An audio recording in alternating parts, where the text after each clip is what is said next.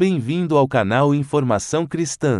O nosso desejo é que você seja abençoado, e que se possível nos abençoe também, se inscrevendo, dando um like, e compartilhando com mais pessoas, para que essas mensagens alcancem o maior número de vidas. Ajude o canal Informação Cristã a crescer, para que o nosso trabalho alcance o nosso objetivo de evangelização. Muito obrigado e que Deus te abençoe.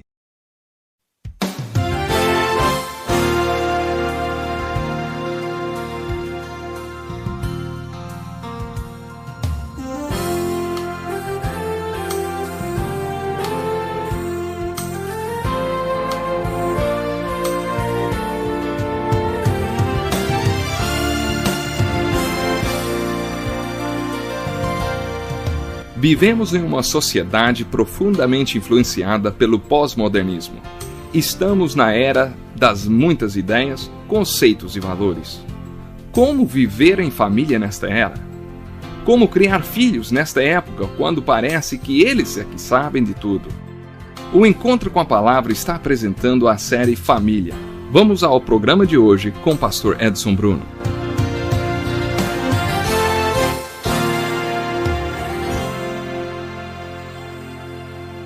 Estamos começando mais um Encontro com a Palavra e estamos felizes com sua participação em mais esse programa. Hoje estamos já chegando ao fim dessa série de estudos sobre casamento e família. Gostaria de começar respondendo algumas perguntas que chegaram a mim. A primeira pergunta é de um homem viúvo que perdeu sua esposa há alguns meses. Ele pergunta se deveria considerar um novo casamento e se deveria ter uma lista de características para procurar na sua futura esposa. Antes de mais nada, gostaria de dizer que, a não ser que alguém tenha recebido o chamado para o celibato ou recebido este dom, todos devem se casar. A Bíblia declara logo no livro de Gênesis: não é bom que o homem esteja só. Essa afirmação foi feita de um modo genérico, referindo-se a todo ser humano, tanto homem como mulher. Ela também se aplica aos viúvos, viúvas e divorciados. Não acho que Deus queira que as pessoas vivam sós, a não ser que Ele as chame para isso. Quando alguém recebe o chamado ou o dom para viver só, sente-se realizada sem o casamento. Existem pessoas que realmente se sentem realizadas estando comprometidas só com Jesus Cristo. Acho que essas pessoas são um grande testemunho para todos nós. Com exceção dessas pessoas, acho que Deus não quer que ninguém viva sozinho. Apesar de muitos pastores não concordarem comigo, eu não acho que os casamentos sejam feitos no céu. Por isso, os pastores deveriam procurar encontrar os pares para aqueles que ainda estão sozinhos. Eu já arrumei muitos pares. Acho que quando alguém perde seu cônjuge, mesmo que isso seja trágico e pior do que perder um filho, mesmo que tenha sido um bom casamento, ninguém deve passar o resto da sua vida só. Quando eu estava no colégio, um homem era chefe do departamento esportivo na escola e também me ensinava matemática. Quando a esposa dele morreu, ele usou uma tira preta no braço durante 2 anos e depois passou a usar uma gravata preta. Ele deve ter tido um casamento maravilhoso. Ele deveria amar muito a esposa dele. Só que eu não acho nenhum texto na Bíblia que ensine que devemos mostrar amor pelo cônjuge falecido com uma atitude de luto por 2, 5 anos ou pelo resto da vida. A mãe do Dr. Dick Woodward morreu quando ele estava no 1º ano do colegial. Durante 5 anos, seu pai sofreu muito e não se casou. Sinceramente, o pastor Dick acha que isso foi um erro da parte do seu pai, porque os filhos durante todo esse tempo viviam soltos e teria sido muito melhor se tivessem uma mãe. Eu sei que esse é o meu sentimento pessoal, ele diz. Por isso digo com convicção que Deus não quer que ninguém viva só. É muito importante que você ore em relação ao tipo de pessoa que você gostaria que Deus colocasse em sua vida. Tenho várias perguntas nesse sentido. E aquela pessoa que se casou certa de que seu cônjuge era um crente fiel e depois do casamento ele mostrou que não era? Alguns, depois de tentarem por um tempo, acabam se divorciando. Esse caso levanta algumas perguntas. Primeira, será que eu não entendi qual era a vontade de Deus quando tomei a decisão de me casar? Segunda, será que estou livre para me casar novamente, já que essa pessoa se divorciou de mim? Quando isso acontece, você deve enxergar esse caso como aquele descrito por Paulo em 1 Coríntios, capítulo 7, quando ele fala do casamento do crente com o incrédulo. Não é só porque alguém diz que é crente ou porque essa pessoa é tratada como se fosse crente que ela realmente é.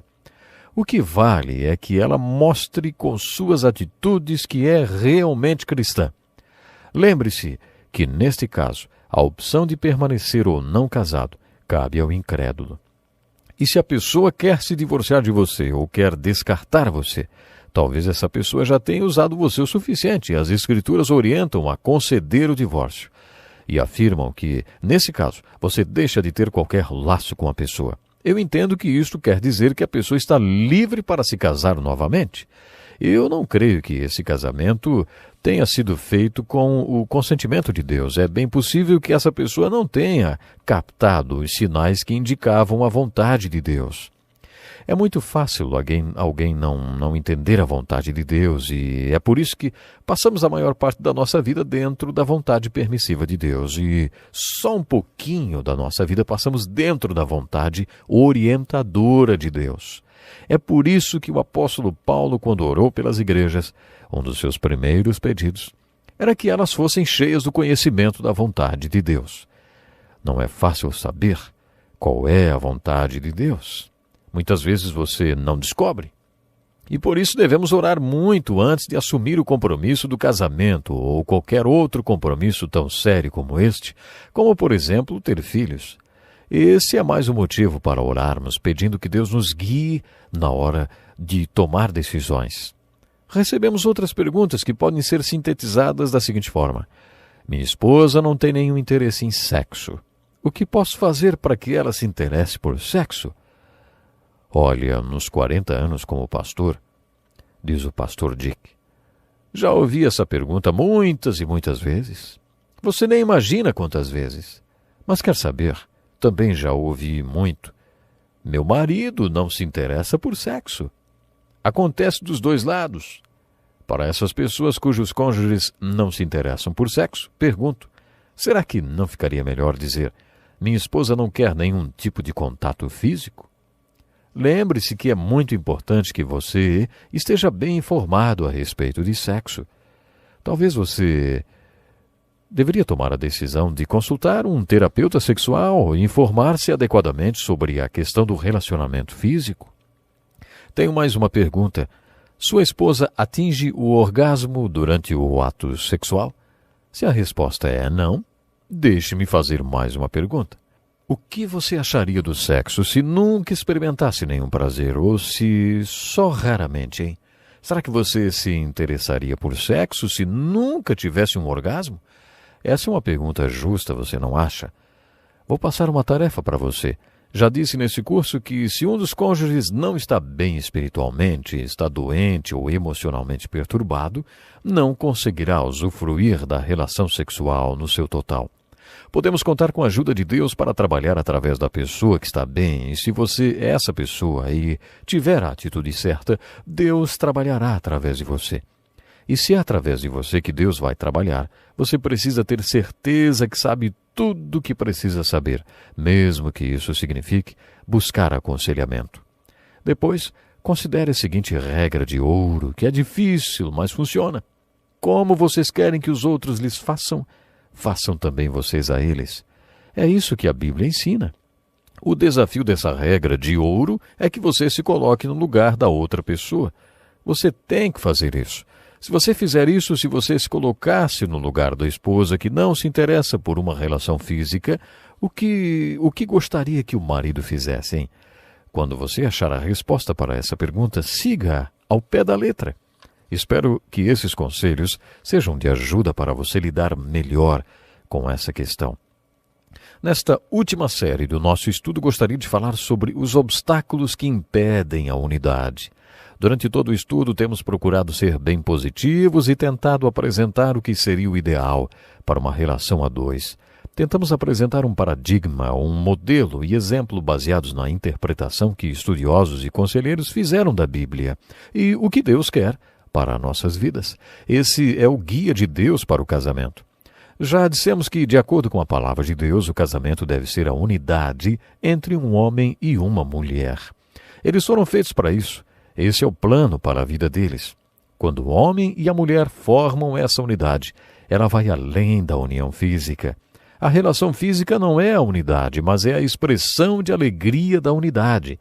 Essa unidade é multidimensional, quero dizer, compreende vários aspectos. Você se lembra dos elos que estudamos? O primeiro aspecto, ou o primeiro elo, é a comunicação.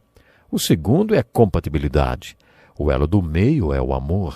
O próximo é o da compreensão e o último é a expressão de alegria da unidade, o sexo, ou a unidade física. Essa é uma ilustração muito clara. Todos os elos são sustentados pelo elo espiritual. É o elo espiritual que mantém todos os outros juntos. Essas são as dimensões da unidade sobre as quais falamos, que formam um modelo, um paradigma para nós. Durante semanas nos referimos a esses elos, estudando-os um a um.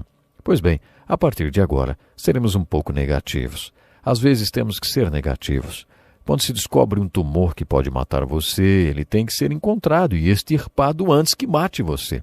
E enquanto fazem todos os exames e buscam um diagnóstico preciso, você poderia dizer: vocês são todos tão negativos, ficam só achando que tem alguma coisa errada comigo. Mas é justamente por causa disso que você está lá. Eles estão tentando achar o problema. Você não acha que o dentista é negativo quando conversa sobre aquele dente que está doendo e se esquece dos 31 que estão bons, acha? Bom, há tempo de ser negativo, e esse é o tempo.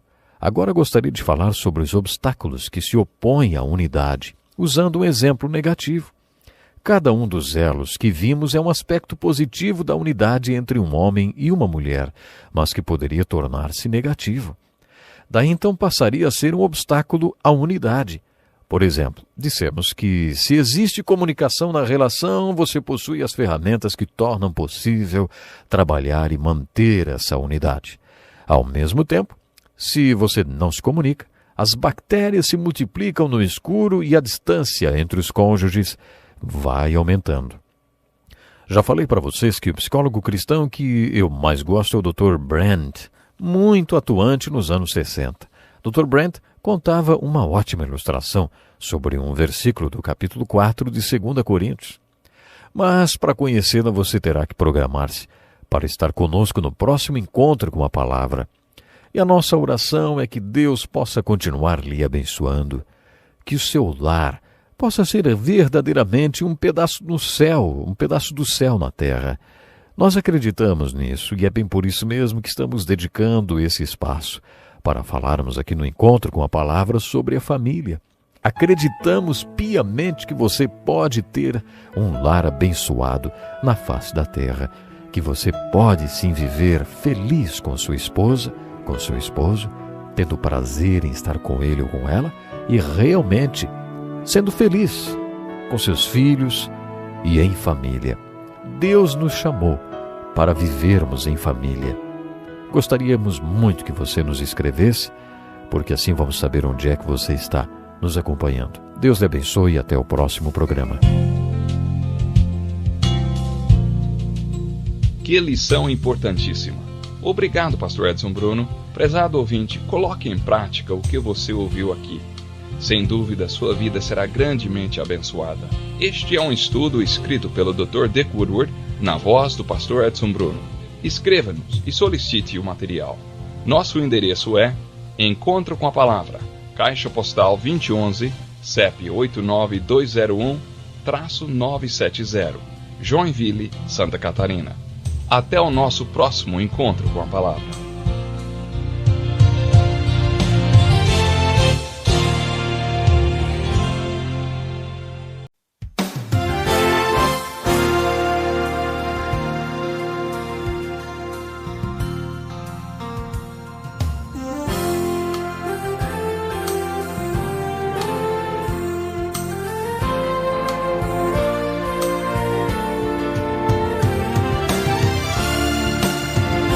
Você sabia que os pais são os sacerdotes do lar?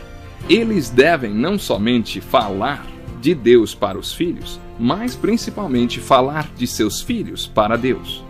O Encontro com a Palavra está apresentando a série Família e hoje quer nos ensinar algo a mais para vivermos uma vida de constante vitória em família. Vamos a mais um estudo do Dr. Dick Woodward com o pastor Edson Bruno.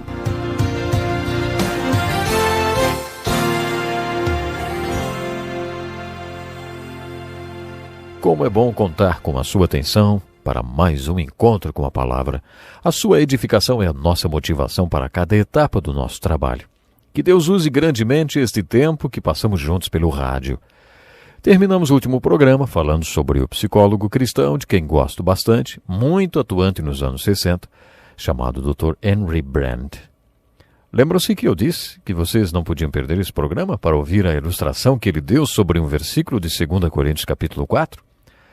Para ilustrar o que Paulo falou logo no início deste capítulo, que devemos renunciar aos procedimentos secretos e vergonhosos, Dr. Brand contou uma história. Um casal tinha uma casa. Logo depois da lua de mel, o marido chegou em casa à noite e deu um abraço em sua mulher. Ele viu uma teia de aranha bem no canto do teto da sala, mas não falou nada. Continuou abraçando sua mulher e dizendo-lhe palavras de amor. Aí eles jantaram e quando ela estava arrumando a cozinha, ele criticou o jeito dela lavar a louça. Isso a irritou um pouco, mas ela não falou nada a respeito. Ela simplesmente disse para ele como estava feliz por ter se casado com um engenheiro tão inteligente. E isso se repetiu todos os dias por algum tempo. Só que foi aumentando e em uma noite os dois explodiram, brigaram, jogaram coisas um no outro e tal. Dr. Brand disse que tudo isso começou quando eles começaram a esconder os procedimentos secretos e vergonhosos. Eles não estavam sendo honestos um com o outro. Eles não acenderam a luz, não clarearam, não esclareceram. E a coisa começou a se multiplicar como bactérias que se multiplicam no escuro. Por isso, a falta de comunhão ou a má comunicação é um obstáculo para a unidade. O mesmo pode ser dito a respeito da compatibilidade. Como já dissemos antes, a compatibilidade é mais do que a simples química no relacionamento físico. Existem coisas que os dois gostam de fazer juntos, mas quando o casal começa a vida a dois, compatibilidade passa a ser uma questão de valores. Um exemplo bem prático disso é a área financeira do casal. Enquanto eu preparava este estudo, li alguns dados muito interessantes sobre o divórcio. Eles devem ser verdadeiros porque mais de uma fonte forneceu isso. Cerca de 50% dos divórcios nos Estados Unidos acontecem por causa de dinheiro. Isso é impressionante. Um dos especialistas afirmou: os americanos são o povo que tem mais dinheiro no mundo e, ao mesmo tempo, são os que mais brigam por causa dele. Não é incrível? Ainda, segundo essas pesquisas, uma boa terapia para o casal é fazer coisas juntos. Existe uma coisa que os cônjuges fazem juntos: lutar pela sobrevivência. Enquanto eles trabalham para sobreviver, não brigam por causa de dinheiro. O que vamos fazer com todo o nosso dinheiro? O que vamos fazer nas nossas horas de folga?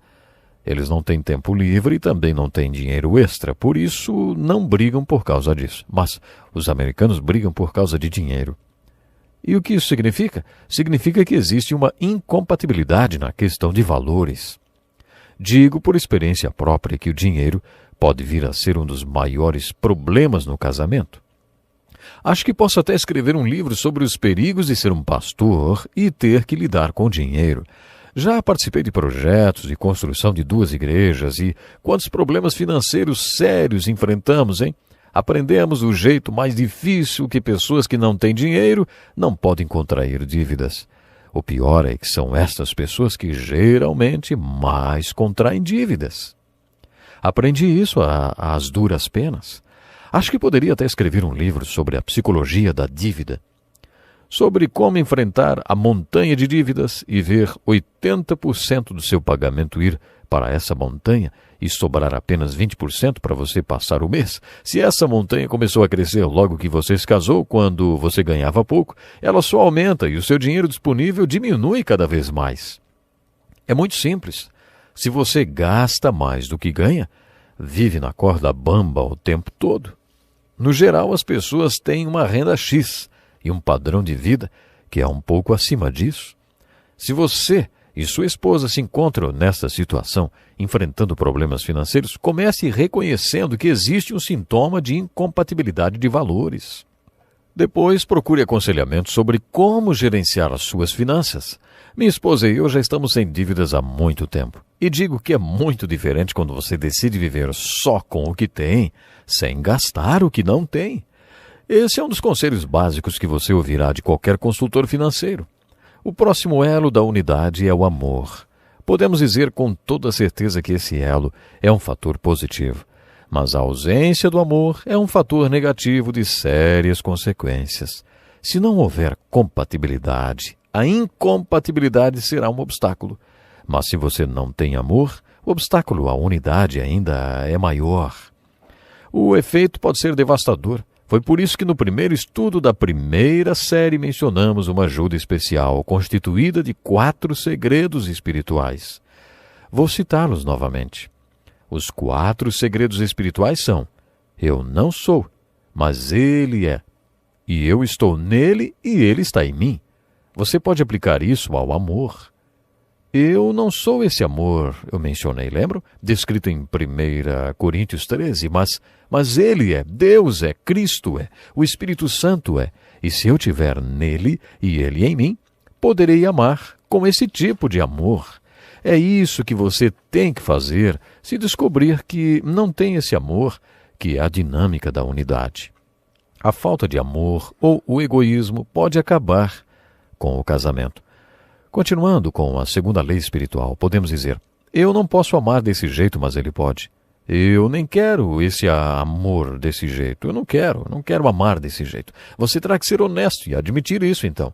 Quando você descobre o que é o amor, pode acabar não querendo amar, porque ele é contrário à natureza humana. Mas Deus quer, e Ele pode. Então, pela graça de Deus, você ama seu cônjuge com este amor. E depois poderá olhar para trás e dizer: eu não consegui, mas Ele conseguiu por mim, porque eu estava nele e Ele estava em mim. O obstáculo da falta de amor aponta para Cristo, que faz com que esse amor seja possível para nós. O próximo elo é o da compreensão e, como já destacamos, se um não entender o outro, não tem jeito. Haverá um obstáculo e tanto para a unidade do casal. Se você não entende sua esposa, você está frito. Em aconselhamento ouvimos muito: ele não me entende, ou então, ela não me entende. E às vezes é verdade. E se isso está acontecendo entre vocês, você tem um obstáculo para a unidade no seu casamento. Por isso é importante que um esteja interessado na vida do outro. Apresentamos algumas perguntas que servem como bússola espiritual. Onde você está, hein? De onde você veio? Para onde você está indo? Você comeu o fruto da árvore errada? Quem é você? O que você é? O que você quer? É muito importante que um conheça bem o outro e que os dois peçam a Deus e ao Espírito Santo sabedoria para se entenderem. Isso é extremamente importante. Dissemos que a compreensão é o crescimento da unidade, mas a falta de compreensão é um grande obstáculo para a unidade. Agora lembre-se o que dissemos sobre o relacionamento físico. Esta área da relação corresponde a 10% do relacionamento. E é apenas um veículo de expressão, a expressão de alegria do relacionamento. 20 anos atrás, a esposa do pastor Dick Woodward, nosso professor, fez uma palestra para mulheres sobre o relacionamento físico entre o homem e a mulher e disse que essa é a experiência mais prazerosa do corpo. Todas as mulheres entenderam bem o que ela disse e comentaram o assunto depois. Mas se o relacionamento físico não for o que tem que ser, ele corresponderá a 90% do problema entre o casal. Muitos casamentos acabam justamente porque um dos cônjuges não está satisfeito. Isso mesmo, sexualmente falando. Quando isso acontece, É uma questão de tempo até que o cônjuge insatisfeito encontre uma outra pessoa que o satisfaça. E aí está criado o triângulo e temos a fórmula para o desastre que atinge tantos casamentos. Por isso, se o relacionamento sexual com seu cônjuge não é o que deveria ser, pode ser que o casal esteja diante de um grande obstáculo para a unidade. Quando focalizamos o elo do amor, dissemos que sem o amor de Cristo você não terá capacidade nem o potencial para amar, não poderá ter o amor sobre o qual as Escrituras falam quando descrevem a dinâmica que impulsiona o relacionamento. Isso se aplica a todos os elos. Se você não tiver Cristo, o Cristo vivo energizando você, capacitando e dando poder para que você aplique todos esses elos, não há maneira do seu casamento dar certo. É por isso que enfatizamos aqueles textos bíblicos que dizem que, a menos que seja concedido ao homem, ele jamais poderá usufruir tais coisas. Você pode vir a ter um simples contrato de vida em comum ou qualquer outro tipo de relacionamento, mas, conforme Jesus disse em Mateus 19, a menos que lhe seja concedido, o que quer dizer, a menos que você seja capacitado pelo Espírito Santo, o próprio Cristo vivo, o poder de Deus, então você jamais experimentará aquilo que Deus tinha em mente quando planejou o casamento. Isso se aplica também à criação dos filhos. Também vimos que o relacionamento conjugal está embasado em duas pessoas que formam a união. A mensagem básica do Novo Testamento é que você jamais será a pessoa adequada que deva ser sem ter uma dimensão espiritual em sua vida. E assim como esses elos podem ser destacados um dos outros, nós também precisamos ter uma dimensão espiritual individual, capaz de agrupar todos os elos do casamento. Eu gostaria de compartilhar uma abordagem diferente para esse assunto que foi elaborada pelo Dr. Bill Bright, fundador da Cruzada Juvenil. Ele é um homem temente a Deus, com uma visão de alcançar o mundo para Cristo. Atualmente sua visão é para que a igreja tenha um reavivamento. Essa é a sua nova visão. Ele tem atingido literalmente milhões de pessoas através de um folheto intitulado As 4 Leis Espirituais. Eu precisei de 7 leis e ele usou apenas 4. Agora eu gostaria de expressar o ponto de vista dele sobre o que o ser humano precisa saber e fazer para ter uma dimensão espiritual em sua vida, para nascer de novo, para ser seguidor de Cristo. Mas, infelizmente, o tempo do programa de hoje acabou. No próximo programa veremos quais são essas 4 leis espirituais. Meu desejo e minha oração é que Deus lhe abençoe, que você possa estar de bem com Deus e assim a sua vida em família, a sua vida com seu cônjuge vai estar bem, com certeza. Pense nisso e até o nosso próximo programa. Deus lhe abençoe. Que lição importantíssima. Obrigado, Pastor Edson Bruno. Prezado ouvinte, coloque em prática o que você ouviu aqui. Sem dúvida, sua vida será grandemente abençoada. Este é um estudo escrito pelo Dr. Dick Woodward, na voz do Pastor Edson Bruno. Escreva-nos e solicite o material. Nosso endereço é Encontro com a Palavra, Caixa Postal 2011, CEP 89201-970, Joinville, Santa Catarina. Até o nosso próximo encontro com a Palavra.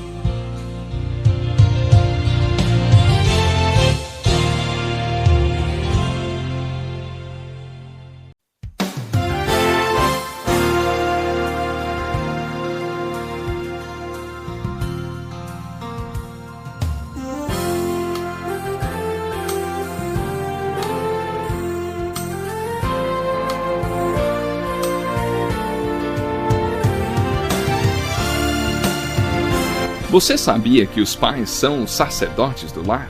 Eles devem não somente falar de Deus para os filhos, mas principalmente falar de seus filhos para Deus. O Encontro com a Palavra está apresentando a série Família e hoje quer nos ensinar algo a mais para vivermos uma vida de constante vitória em família. Vamos a mais um estudo do Dr. Dick Woodward com o Pastor Edson Bruno.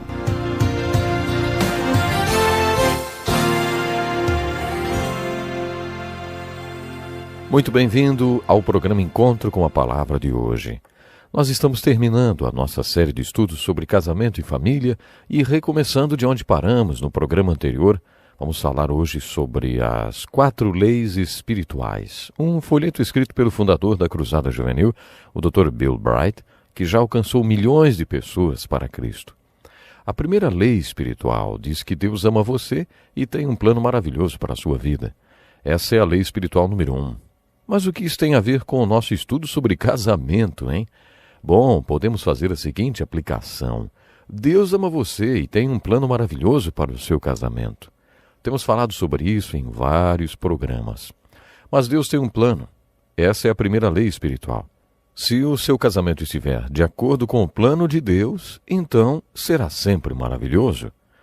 A segunda lei espiritual é: existe uma separação entre Deus e o homem e essa separação é causada pelo pecado. O pecado separa o homem de Deus, e se alguém não aceita o plano de Deus para a sua vida, Deus considera isso pecado. E esse pecado separa o homem de Deus. É sobre essa separação entre Deus e o homem que a Bíblia trata. Esse é o objetivo da Bíblia, solucionar o problema da separação. Existe um homem pecador, um Deus santo e um grande abismo entre eles. Como é que esse homem pecador chega ao Deus santo? Como ele passa a ter um relacionamento com o Deus santo? Existe muita gente, e isso sempre aconteceu, que acha que esse abismo pode ser transposto através das boas obras do homem. Essas pessoas acreditam que, se o homem só fizer o que é bom, ou se fizer boas obras suficientes, esse abismo será transposto. Muita gente crê assim. Se você perguntar para qualquer um na rua: ei, você sabe com certeza para onde iria se morresse de repente? À noite, quando você põe a cabeça no travesseiro, você tem certeza que vai para o céu depois de morrer? Muita gente não tem essa certeza. Mas se a pessoa responder que vai para o céu, pergunte a ela: como é que você sabe se realmente vai, hein? Eles podem até dizer: eu não sou mau, não, eu sou uma boa pessoa, nunca prejudiquei ninguém, ajudo os pobres. Aí você pergunta outra coisa: será que você já fez boas obras suficientes? Será que você já conseguiu um número suficiente de pontos para ir para o céu? É aí que entra a pergunta do apóstolo Paulo. Se é assim que você transpõe esse abismo, para que serviu a morte de Jesus Cristo na cruz, hein? Foi para isso que Jesus Cristo veio ao mundo. É esse o objetivo do seu advento. Foi por isso que ele morreu na cruz por nossos pecados, sabe? Isso é Páscoa. Ele ressuscitou da morte e é o Cristo vivo. Isso é Pentecoste. Quando Jesus estava neste mundo, ele suou gotas de sangue e orou ao seu Pai: Pai, se possível, não me deixe morrer na cruz. Aí Deus olhou para o filho que tanto amava e disse: não é possível, você tem que morrer na cruz. O filho que ele amava tanto morreu na cruz. Por que será que Deus não o impediu de morrer na cruz, hein? Será que, se eu ou você morrêssemos na cruz, poderíamos transpor este abismo? Por que Jesus tinha que fazer isso? Paulo fez essa mesma pergunta. Ele disse que se nós pudéssemos ser justificados pelas obras, então Cristo teria morrido em vão. Vamos supor que o abismo entre Deus e o homem fosse como um oceano, com você de um lado e Deus do outro. Como você chegaria ao lado de Deus, hein? Bom, se o esforço humano valesse alguma coisa, poderíamos dizer que você nadaria para o outro lado. Poderia ser que alguns tentassem surfar e acabassem afundando. Outros poderiam chegar um pouco mais longe e aqueles que nadam bem chegariam mais longe ainda. Mas não dá para atravessar o oceano a nado. É a mesma coisa uma pessoa tentar chegar a Deus através das boas obras. Não dá. A segunda lei espiritual traz uma notícia ruim. Existe uma separação entre Deus e o homem. Mas a terceira lei espiritual é uma notícia boa. É o Evangelho. Jesus Cristo veio ao mundo para solucionar o problema do abismo, para criar uma ponte entre Deus e o homem. A cruz de Jesus Cristo é a única maneira do homem pecador ter um relacionamento com o Deus Santo. Foi por isso que Jesus foi morrer na cruz. Foi por isso mesmo que ele foi para a cruz. Depois vem a quarta lei espiritual. O Dr. Bill Bright ilustra muito bem essa lei. Não basta simplesmente dizer: tá bom, eu acredito que este abismo seja transposto através da cruz de Cristo, eu creio nisso. Eu quero usar a ponte que é a cruz de Cristo para ir da minha condição de pecado até o Deus Santo. Eu concordo com isso. Tudo bem, eu acredito. Isso não basta. Crer no Evangelho é algo mais além do que simplesmente acreditar nestas 3 primeiras leis espirituais. Você tem que aceitar alguém. Vamos ver a ilustração do Dr. Bright. Imagine 2 círculos. O primeiro círculo está meio confuso e desordenado, cheio de pontinhos que representam a confusão da sua vida. Deus entra nessa confusão, no seu caos. No centro do círculo existe um trono com a palavra Eu. Todo mundo tem um trono no centro da sua vida. Quem está no trono da sua vida? Existem apenas 2 possibilidades. Ou Cristo está no centro da sua vida ou você. Se o seu Eu estiver no centro da sua vida, toda a sua vida será controlada pela sua própria vontade e provavelmente, por causa disto, será um caos. Aquelas pessoas que trabalham com alcoólatras costumam fazer uma outra ilustração. Elas dizem que é por isso que as pessoas se tornam alcoólicas. Os alcoólatras veem a vida como um palco. É como um palco em que todos são atores, e que eles são os diretores. Os diretores escrevem roteiros e distribuem os papéis para os atores. Só que eles acabam decepcionados porque os atores não fazem tudo que está escrito no roteiro que eles entregaram. Eles não conseguem fazer o que acham que deveriam fazer e acabam se refugiando em uma garrafa de bebida e se frustrando ainda mais. Quando eles chegam em uma terapia, a questão é saber quem foi que lhes disse que eles eram os diretores neste palco, hein? Quem foi que disse que você era responsável pela vida de outras pessoas? O negócio é que muitas pessoas, além de controlarem suas próprias vidas, também querem controlar a vida de outras pessoas. Isso acaba gerando um verdadeiro caos, não apenas para elas mesmas, mas para todas as que estão ao redor delas. Voltando à ilustração dos 2 círculos, no segundo círculo existe um outro trono e sobre ele uma cruz.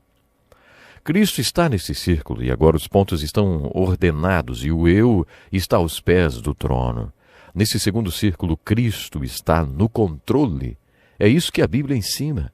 Vamos checar com o livro de Apocalipse, capítulo 3, versículo 20. Eis que estou à porta e bato. Se alguém ouvir a minha voz e abrir a porta, entrarei e cearei com ele, e ele comigo. Com isso, Jesus está repreendendo aqueles crentes que ficam em cima do muro, os crentes mornos, que não estão onde deveriam estar.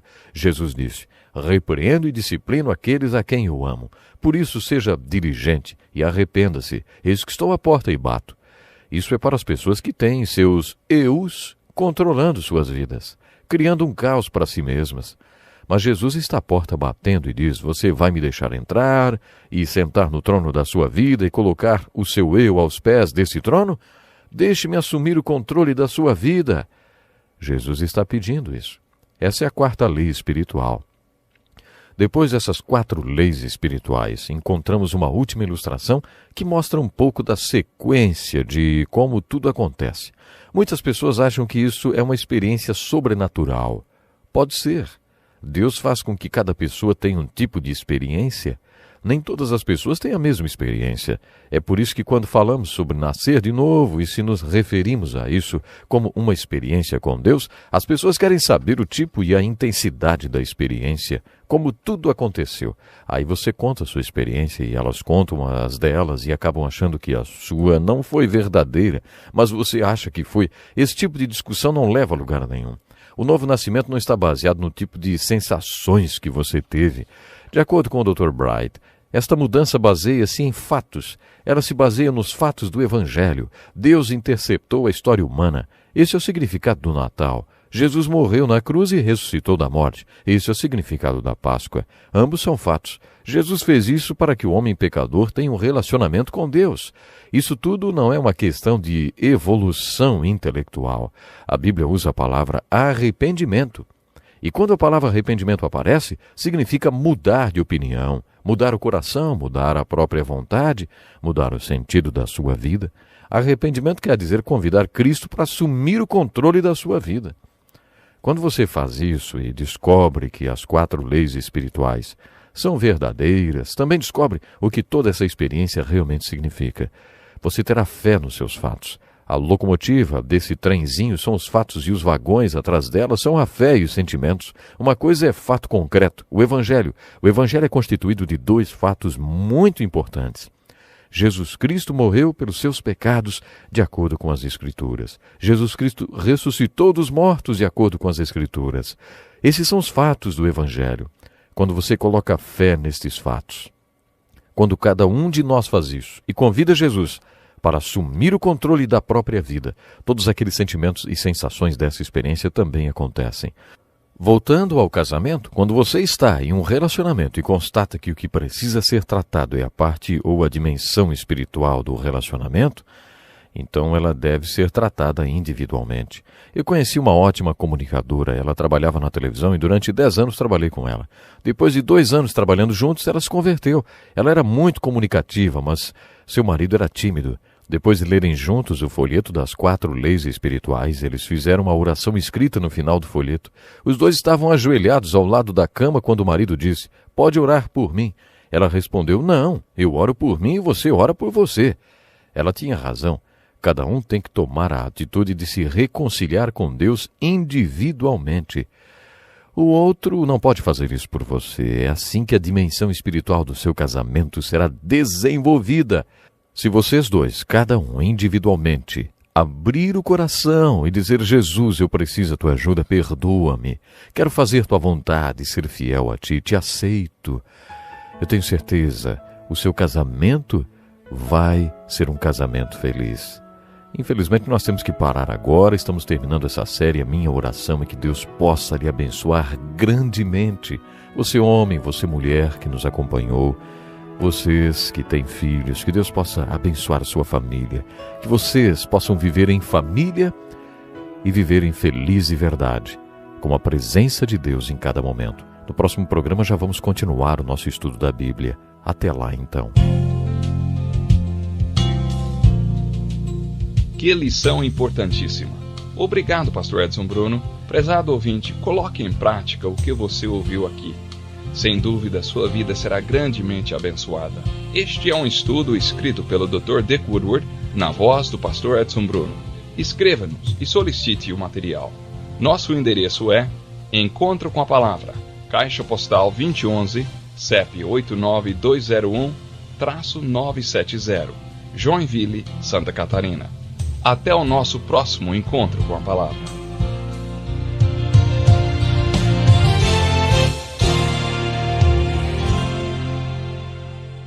Obrigado por ter assistido um vídeo do nosso canal Informação Cristã. Esperamos que ele tenha edificado a sua vida e também da sua família. Pedimos que por favor se inscreva no nosso canal, dê um like e compartilhe esse vídeo para o maior número de pessoas, para que elas também sejam edificadas e alcançadas pela palavra do nosso Deus. Que Deus te abençoe e até o próximo vídeo.